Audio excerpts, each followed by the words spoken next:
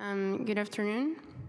I'm going to present to you a new approach for acquisition of trauma surgical skills, an OSCE type of simulation training program. I'm a general surgery resident, and I have nothing to disclose. So, we know globally over 1 billion people suffer traumatic injuries. This means over 6 million deaths per year. Mortality is concentrated in the first hours and is often caused by massive bleeding of big vessels and highly irrigated organs, creating fatal outcomes that are often preventable with prompt and effective surgical care.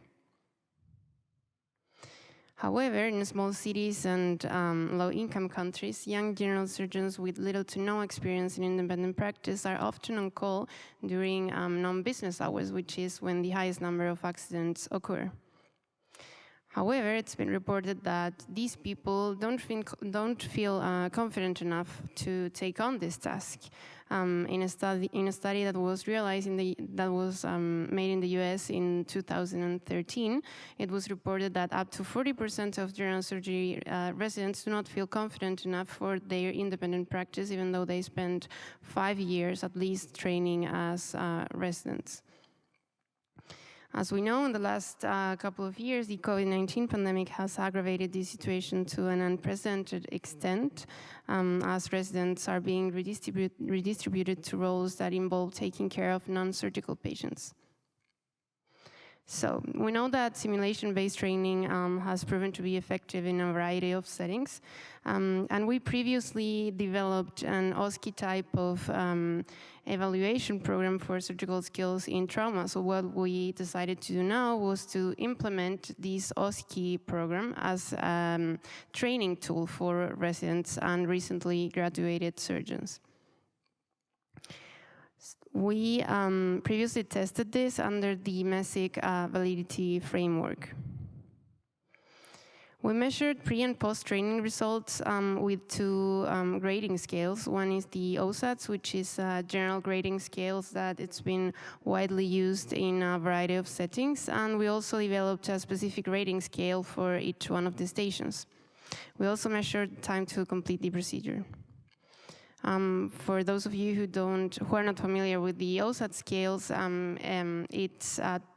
it measures 5 domains, and each one of them has 5 points, so you get 25 points total. For the specific rating scale, for each station it was a different one. So 75 participants at different levels of training and from 15 different programs across the country were recruited. And they were distributed in 5 groups to be enrolled in a 3-day training program. Traveling and hosting expenses were covered to avoid bias. In addition to the objective measurement of surgical skills, a self-assessment survey was developed to evaluate the level of confidence that the residents had when performing these procedures. For the statistical analysis, non-parametric tests were used. So the stations were bowel anastomosis, laparoscopic suturing, lung injury, cardiac injury, and vascular anastomosis. So what you can see here are the results of pre- and post-training for each one of the participants. As you can see, they improved their objective scores in both grading systems. Regarding time to complete the procedure, what is interesting here is that for 3 stations, time actually increased, and for 2 stations, it decreased. In the lung injury, which was to perform a pulmonary tractotomy, it increased more than 6 minutes, which is a lot of time. In the cardiac injury station, we separated the times and we measured it by bleeding control, ventricular repair, and atrial repair. And in the first 2 of these, a significant reduction in timing was shown.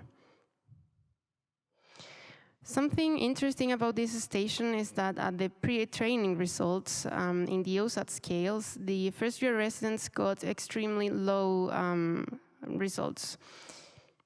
And post-training, they leveled up to the rest of the groups.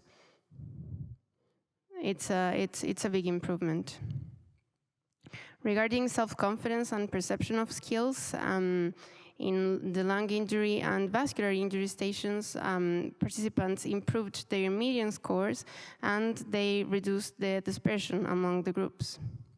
In the bowel anastomosis and laparoscopic suturing station, something similar happened.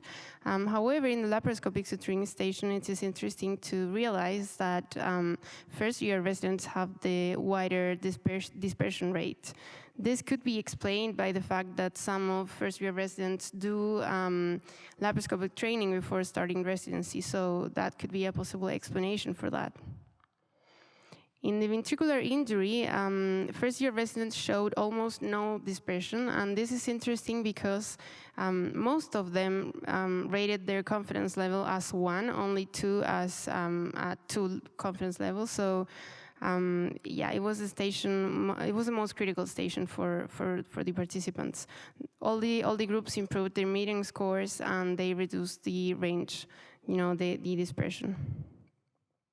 Okay, so to finish this, we can say that after training, an improvement in objective scores was shown. So this training system proved to be effective and can be used as a low-cost training system for trauma surgery in some settings.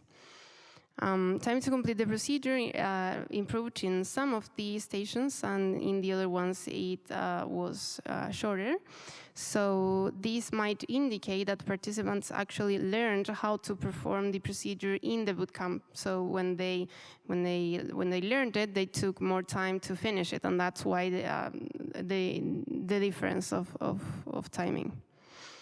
Regarding the level of confidence, it globally improved, and it improved more in younger participants and in the most difficult stations.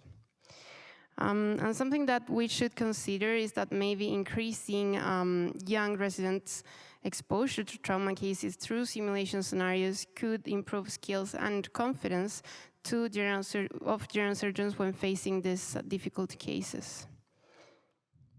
Thank you so much.